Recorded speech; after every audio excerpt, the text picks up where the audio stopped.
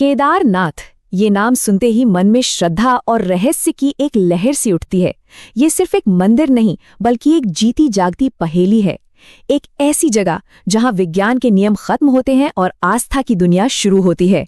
हिमालय की गोद में बसा ये मंदिर सदियों से हमें बुलाता रहा है, पर क्या हम सच में इसके पीछे छिपे राज जानते हैं? चलिए आज कुछ ऐसी ही हैरान करने वाली कहानियों की परतें खोलते हैं।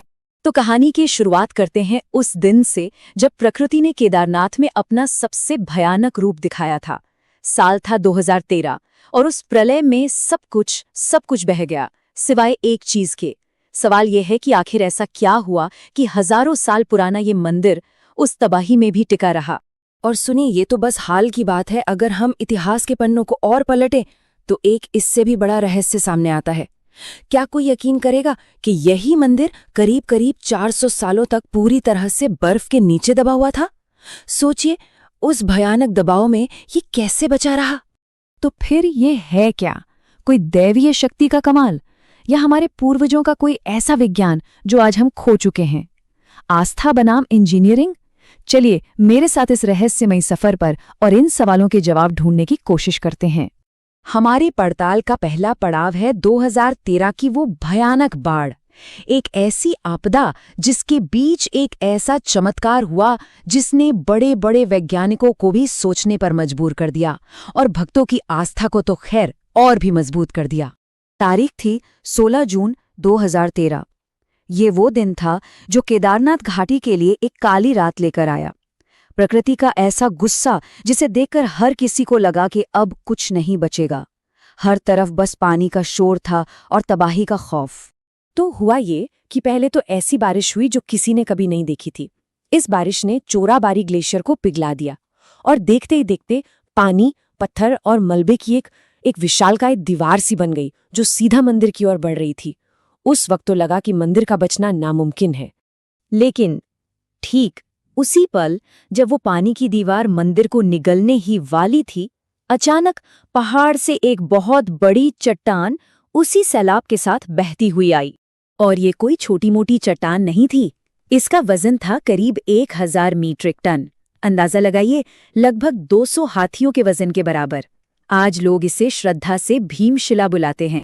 और फिर जो हुआ वो किसी चमत्कार से कम नहीं था। वो विशाल शिला मंदिर के ठीक पीछे आकर एक ढाल की तरह खड़ी हो गई। उसने मौत बनकर आ रहे पानी के सैलाब को बीच से 2 हिस्सों में चीर दिया। पानी मंदिर को छुए बिना ही दोनों तरफ से निकल गया। उस एक चट्टान ने न सिर्फ मंदिर को बचाया, बल्कि अंदर फंसे लगभग 300 लोगों की जान भी बचा ली। तो सवाल ये है कि क्या ये सिर्फ उस भीमशिला का चमत्कार था, या फिर मंदिर की अपनी बनावट में भी कोई गहरा राज छिपा है? चलिए अब जरा मंदिर के निर्माण के इस चमत्कार पर नजर डालते हैं। असल में राज सिर्फ भीमशिला का नहीं है, बल्कि खुद मंदिर की बनावट का है। इसे बनाने में एक कमाल की तकनीक का इस्तेमाल हुआ है, जिसे हम आज इंटरलॉकिंग कहते हैं। ये कुछ ऐसा है जैसे बच्चे लेगो ब्लॉक्स को एक दूसरे में फिट करते हैं ना, ठीक वैसे ही यहाँ विशाल पत्थरों को बिना किसी सीमेंट या चूने के एक दूसरे में फंसाया गया है।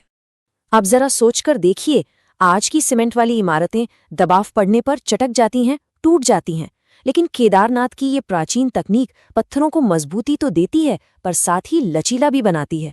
और शायद यही वजह है कि हजारों साल से बाढ़, भूकंप और बर्फबारी भी इस मंदिर का कुछ नहीं बिगाड़ पाई। चलिए अब इतिहास के एक ऐसे पन्ने को खोलते हैं जो आपको सच में हैरान कर देगा।